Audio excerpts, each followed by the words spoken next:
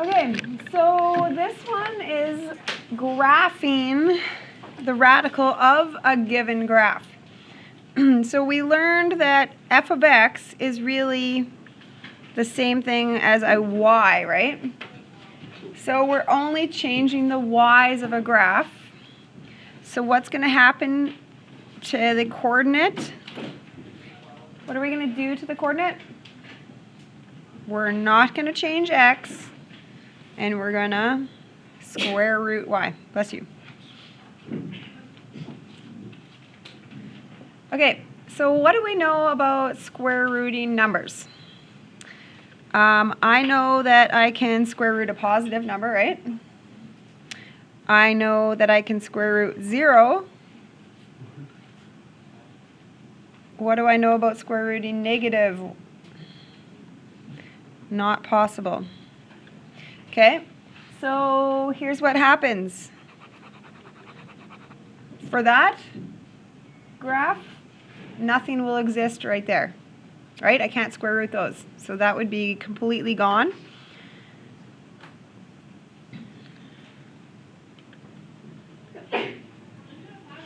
Okay, let's talk about invariant. Is there any numbers in math you square root and they stay the same? Can you think of anything? Square root of 1 stays as 1. So where do you see a height of 1? Right there, so leave it there. Is there anything else? There is. There's square root of 0 stays at 0. So where do you see heights of 0?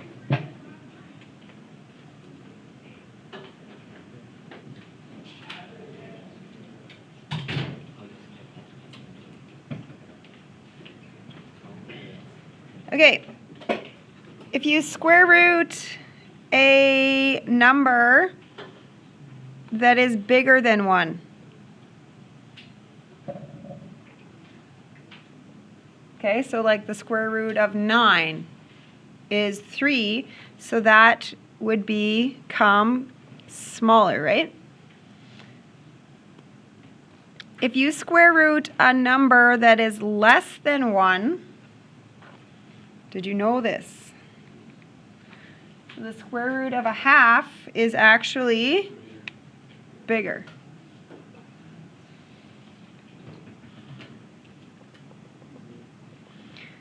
Okay, so deep down in your brain, you do know that about a lot of these things, but how do you apply it?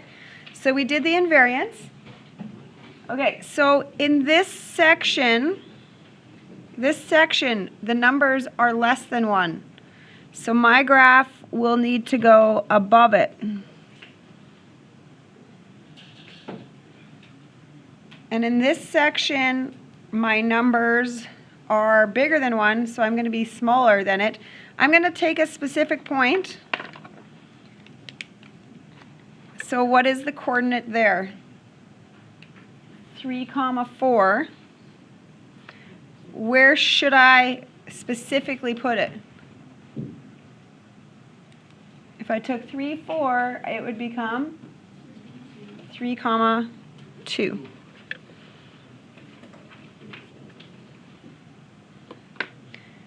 If I asked you, without graphing it, what's the domain of the radical, you should be able to figure that kind of stuff out.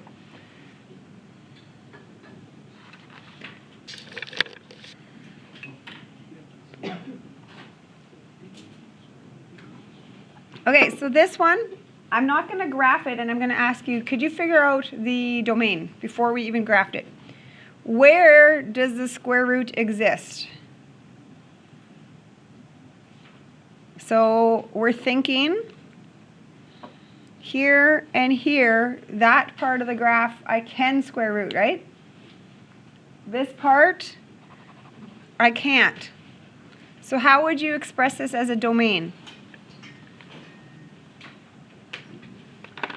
Negative infinity all the way to, I usually don't give you ones like this, but we'll just call it -1.5. I would be a little bit probably like perfect numbers if I ever ask this, but union. So, or what's the next section? 1.5 to infinity. What would the range be? What kind of y values would you get? 0 would be the lowest height, right? To infinity. Okay, so let's graph it and see if our predictions are right. So we're going to start with invariant. If I square root 0, it's 0. If I square root 1, it's 1. Okay, this section, my numbers are small, so my square roots will be bigger. Square roots would be bigger. And then after that, I'm under, and I'm going to specifically grab the height of 4 and move it down, straight down to a height of 2.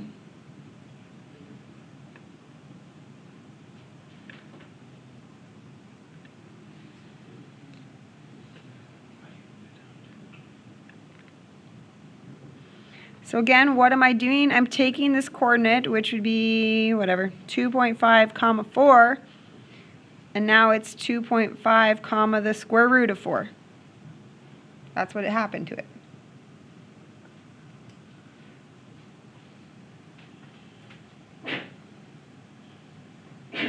Bless you.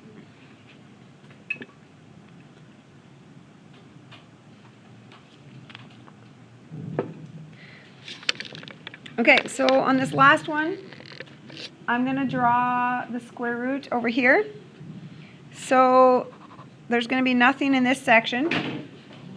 Uh-oh. No spill? Clean? Okay, so that section won't exist. The y values, I can't square root them. 1, 2, 3, 4. This 1 point, the height of 0 would stay. The height of 0 would stay. The height of 1 would stay.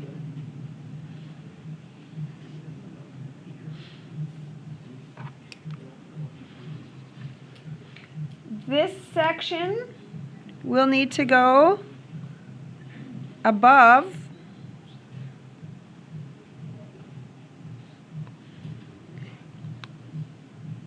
(3, 4) will now end at 3, 2.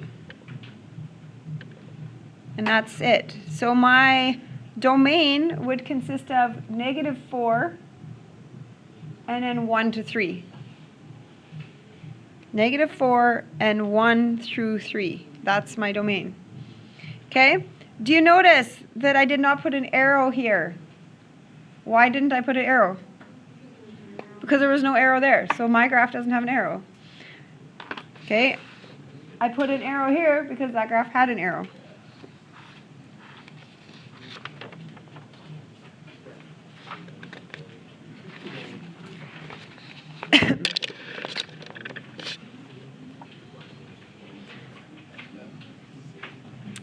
Okay, compare the range and domain of this function versus the radical of that function. Okay, so I'm going to ask you a few different things about this. Okay, no, it's fine. Let's go with, so this function. You learned this function in previous math courses. Happens to go all the way back to grade 10. How do you graph that? What is it? What's shape? It's a line. What do you know about this line? What does the 3 have to do on the line? Y-intercept of 3.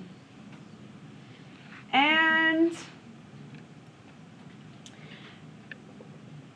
what does the 1x mean on a line? Slope. How should I travel from this point? Up 1, right 1. Is that ringing a bell?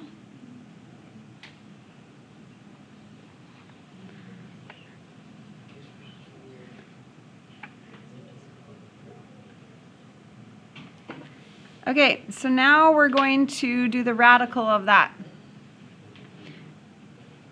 Okay, where should I keep my graph the same? Height of 0, height of 1. Okay, sorry, I'm going to make mine color-coded.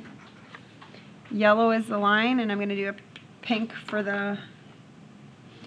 Okay, so radical stays. This section will travel above.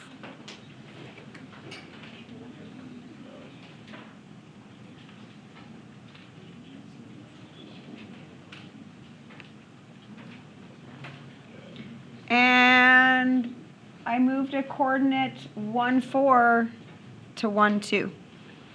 So then this is my radical.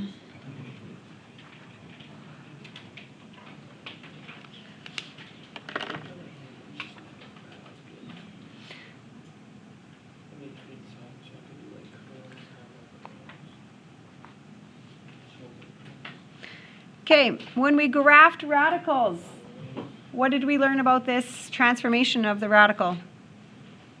Which way would this move? It would move left 3. Do you notice anything about my pink graph? Where does it start? 3 left. What is the over-up pattern? 1, 1, 4, 2, 9, 3. Okay, there wasn't anything that changed that. What do you notice about my next coordinate? 1, 1. What do you notice about this coordinate? 4, 2. Look, it all connects. Okay, so the question also asks us to compare what is the domain and range of the original versus the domain and range of a radical.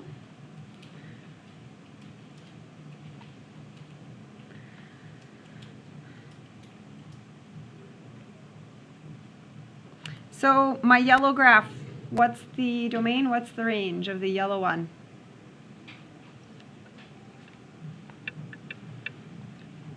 They're both no restrictions, right?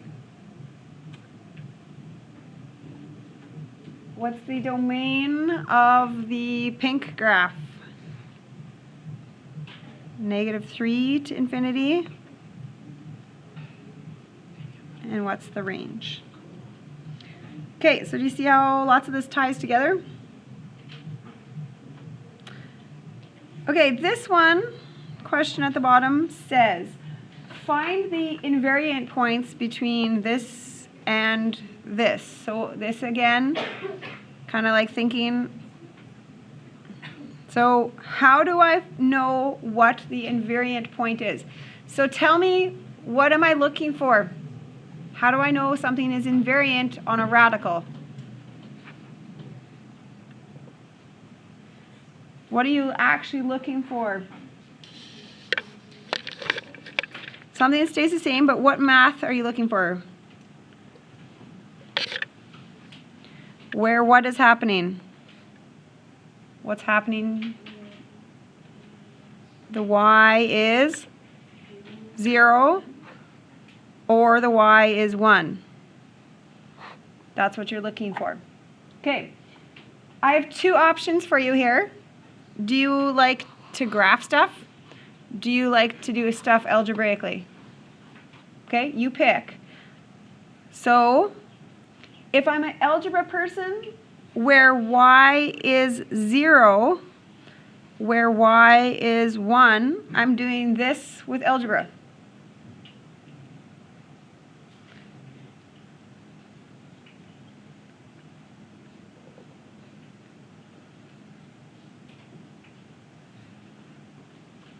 And if I'm a visual graph learner, I'm graphing the line.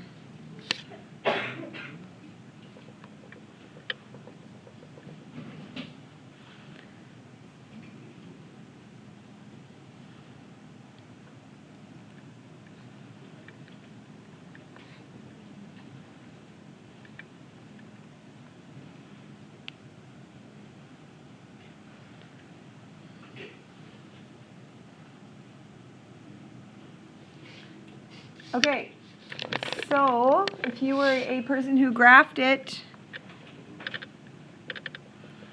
you should see that those two coordinates wouldn't move. If you were an algebra person, you replaced y with 0, you replaced y with 1. But this person got a half of a point.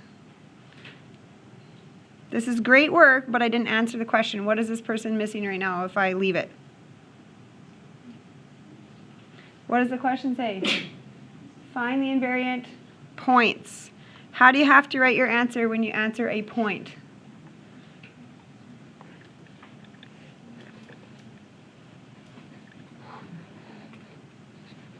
Make sure you answer it as a coordinate.